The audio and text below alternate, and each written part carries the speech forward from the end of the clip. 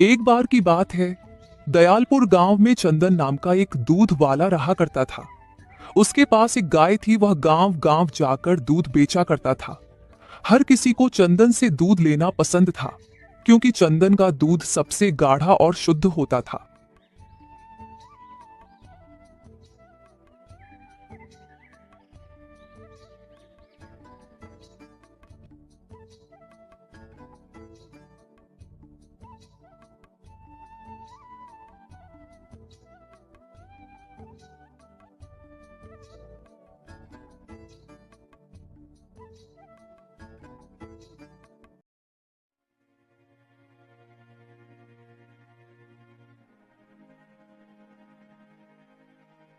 सुनो, जरा दूध निकालने वाली बाल्टियां दे दो। जल्दी करो। पता नहीं आज कैसे ज्यादा देर तक आंख लग गई। सूरज निकल चुका है। पूरे गांव में दूध देने जाना है। मैंने पहले से ही तबेले में बाल्टियां निकाल कर रख दी है। आप जल्दी से दूध निकालना शुरू कर दीजिए।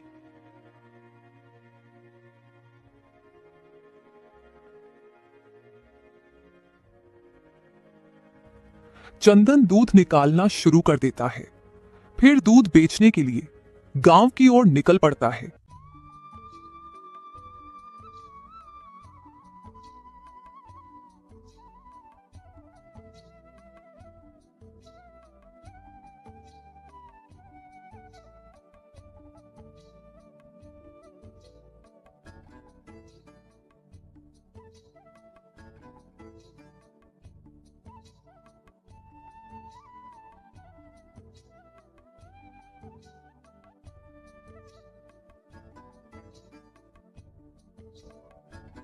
चंदन बेटा, जरा इसमें 1 किलो दूध कर देना।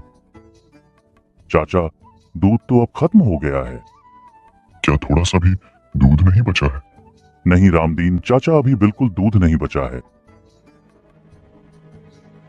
आप निराश मत होइए चाचा। शाम को मेरी गाय फिर से दूध देगी, तो मैं शाम तक आपको दूध पहुंचा दूंगा। ठीक है बेटा, शाम तक पहुंचा देना। डॉक्टर साहब ने कुछ दवाइयां लिखी है, उसे दूध के साथ ही लेना है। और अभी दूध खत्म हो गया है। अब जब दूध आएगा तभी दवाइयां खा पाऊंगा। ठीक है चाचा, मैं शाम को सबसे पहले आपको ही दूध देकर जाऊंगा। सारा दूध खत्म हो जाने के बाद चंदन घर की ओर निकल पड़ता है। तभी रास्ते में जोरदार बारिश शुरू हो जाती है।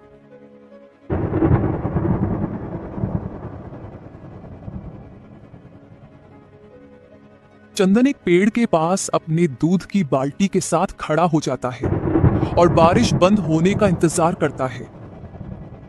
थोड़ी देर बाद बारिश बंद हो जाती है और चंदन घर के लिए जा ही रहा था, तभी कुछ आदमी चंदन के पास आते हैं। और दूध वाले, जरा मेरे लिए 1 किलो दूध लगा। भैया, अभी मेरे पास बिल्कुल दूध नहीं बचा है। मेरा पूरा डब्बा खाली है। चल ठीक है, आज तो तुझे छोड़ रहा हूँ, लेकिन कल सबसे पहले तू मुझे दूध देगा। इसके बाद ही तू गांव में दूध देने जाएगा। इतना कहकर वह लोग वहां से चले जाते हैं। चंदन भी अपने घर की ओर निकल पड़ता है।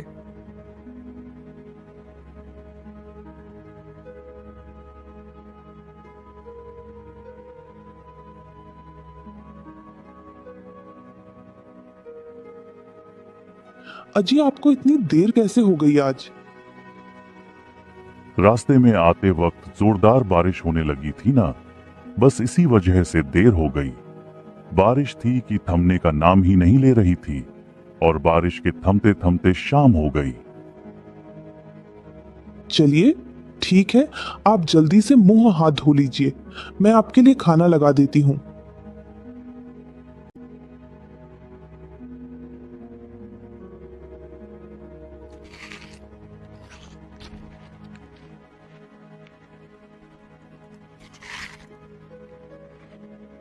अरे सरला, गया ने दूध दे दिया क्या? मुझे दूध देने रामदीन चाचा के घर भी जाना है। हाँ, दूध दे दिया है और मैंने निकाल भी दिया है।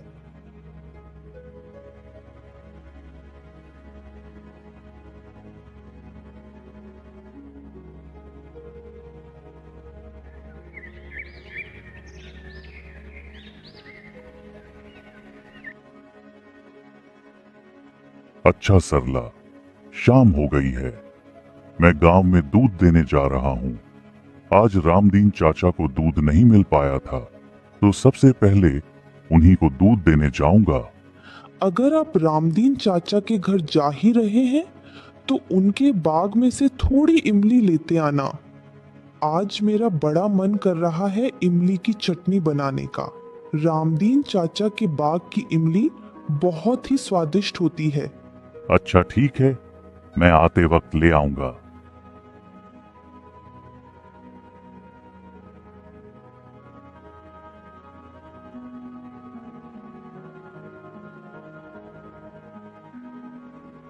रामदीन चाचा, ओ रामदीन चाचा।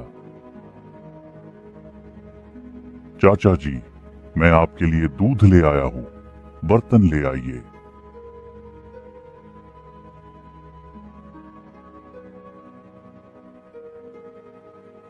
धन्यवाद बेटा। मुझे तो लगा कि बारिश इतनी तेज हो गई थी, इस कारण तुम आज आओगे ही नहीं।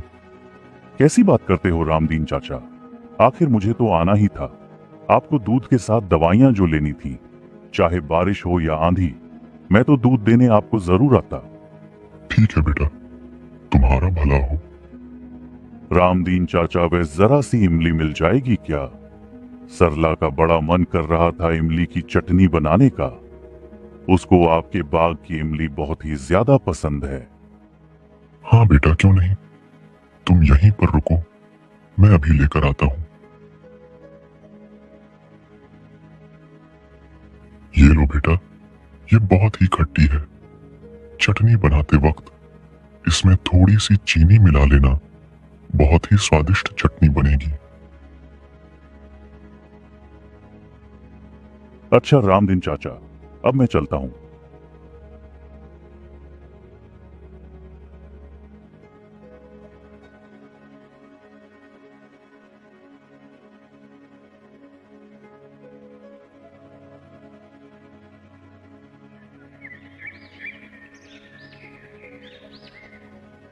अगली सुबह फिर चंदन दूध देने गांव की ओर निकल पड़ता है।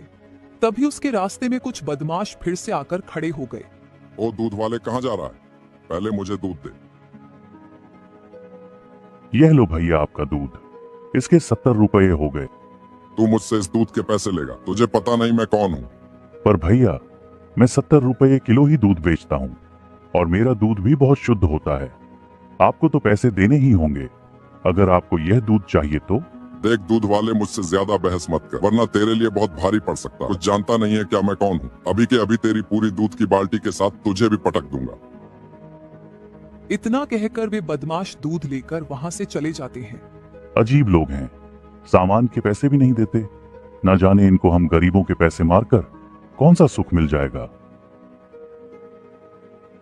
चंदन गांव की ओर निकल पड़ता है और पूरे गांव वालों को दूध बेचता है। चंदन भैया, मुझे 2 किलो दूध दे देना। माफ करना शीला बहन, आज तो दूध बहुत जल्द ही खत्म हो गया। अब शाम को ही दूध मिल पाएगा। चंदन भैया, मेरी माँ ने तो आप 2-4 गाय और खरीद लीजिए, ताकि हम गांव वालों को दूध के लिए शाम तक का इंतजार ना करना पड़े। हाँ शीला बहन, मैं भी यही सोच रहा हूँ। सारा दूध बेचने के बाद चंदन घर के लिए निकल जाता है।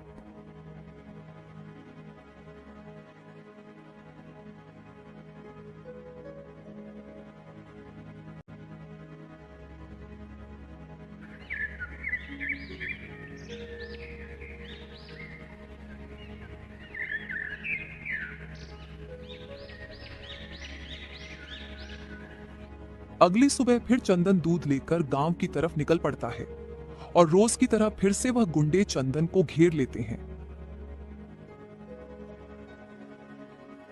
ओ दूध वाले, आज पूरे 5 किलो दूध चाहिए मुझे। भैया, अगर आपको 5 किलो दूध चाहिए तो आपको दूध के पैसे देने होंगे। क्या कहा तूने? अब तू मुझसे दूध के पैसे लेगा? अभी देता हूँ तुझे मैं दूध के पैसे। इतना कहकर वह बदमाश चंदन का पूरा दूध का कनस्तर नीचे गिरा देते हैं।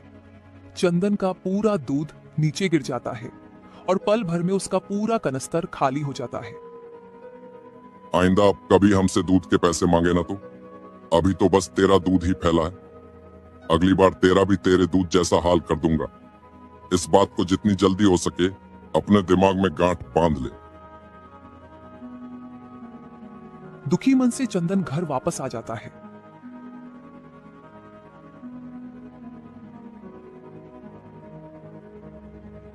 जी आ गए आप। आज तो आप बहुत ही जल्दी आ गए।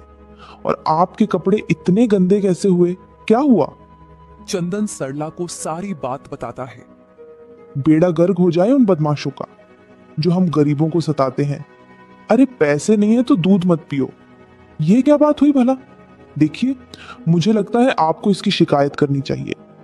हमारे गांव के पास जो थाना है वहां चलकर हम उनकी शिकायत करते हैं। ऐसे तो ये हमें जीने नहीं देंगे। चंदन सरला की बात मानकर गांव के थाने जाता है और वहां पर उन बदमाशों की शिकायत करता है। ठीक है चंदन, तुम घर जाओ, उन गुंडों को हम देखते हैं। अब वह तुम्हें परेशान नहीं करेंगे। पुलिस वाले अपने कुछ आदमियों को गुंडों को पकड़ने के लिए भेजते हैं। थोड़ी देर में वो बदमाश पुलिस थाने में पहुंच जाते हैं। क्यों भाई, बहुत गुंडागर्दी आ रही है तुम्हें? उस गरीब को क्यों परेशान कर रहे हो तुम? अरे साहब, हमने क्या परेशान किया?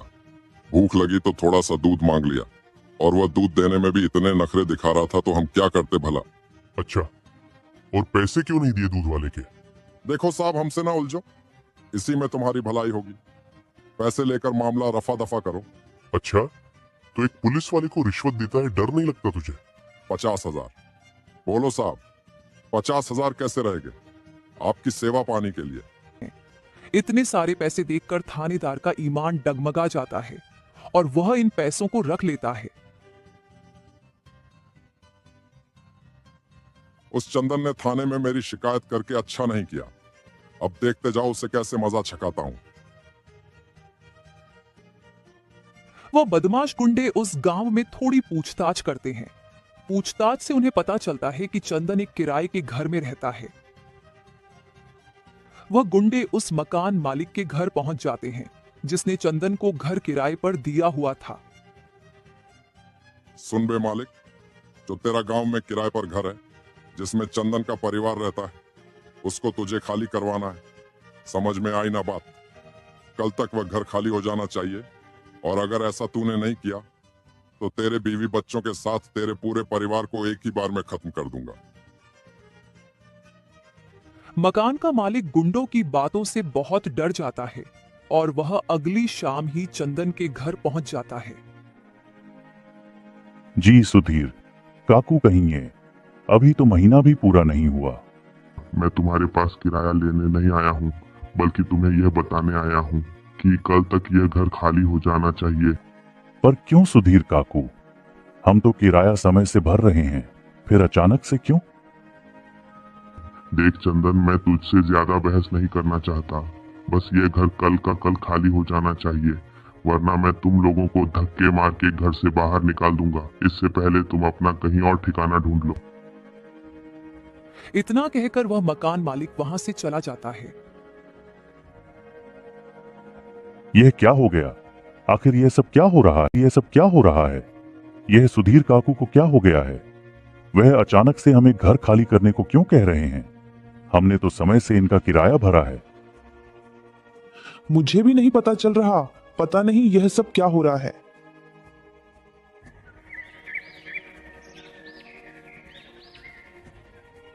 सुबह हो जाती है। वह बदमाश चंदन के घर पहुंचते हैं। अरे ओ चंदन, अभी तक घर तूने खाली नहीं किया। तुम सब तो जेल में थे ना? भला किसकी हिम्मत जो हमें जेल में रख सके? तुझे आज ये घर खाली करने को कहा था ना? अभी तक तूने ये घर खाली क्यों नहीं किया? अच्छा, तो तुमने हमारा घर खाली करने के लिए सुधीर काका को उकसाया है? अरे ओ चंदन, मुझसे ज्यादा जबान मत लड़ा, वरना तेरे लिए अच्छा नहीं होगा। सुनो, इसके सारे सामान को और इसके बीवी बच्चों सबको घर से बाहर निकालो। गुंडे चंदन के सामान के साथ उसके पूरे परिवार को घर से बाहर निकाल देते हैं। चंदन का परिवार बहुत दुखी था। चंदन को कुछ समझ नहीं आ रहा था वह क्या करे। रात होने वाली थी और चंदन का रहने को कहीं ठिकाना ना था। उस रात चंदन का परिवार फुटपाथ पर बैठकर उन्होंने सारी रात निकाल दी। अगले दिन सुबह हुई तो रोड पर लोगों का शोर, गाड़ी की चहल पहल की आवाज से चंदन की आंखें खुली गई और चंदन को अचानक याद आया कि वह तो पूरी रात फुटपाथ पर ही सोया। हे भगवान, यह कैसे दिन आ गए हैं।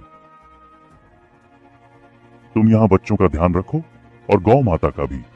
मैं पहले गौ माता के खाने का कुछ इंतजाम करता हूँ, इसके बाद हम अपना भी देखेंगे।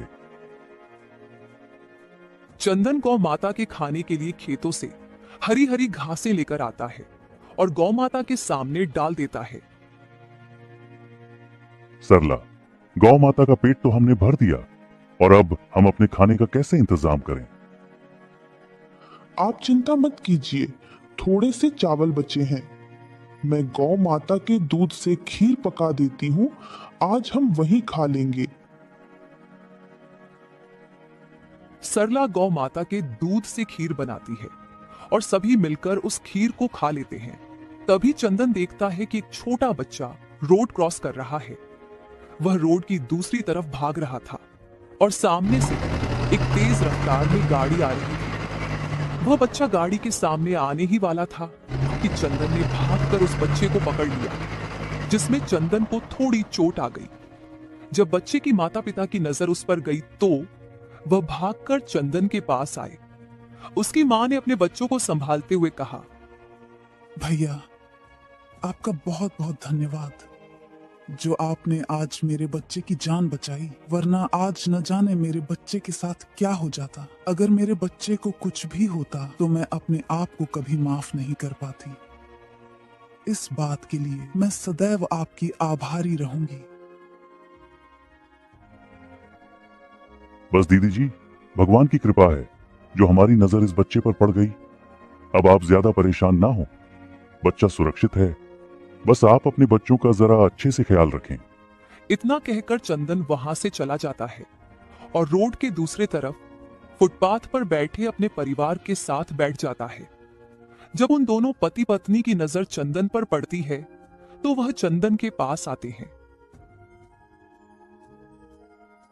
तुम यहाँ क्यों बैठे हो? क्या तुम्हारा कोई घर नहीं?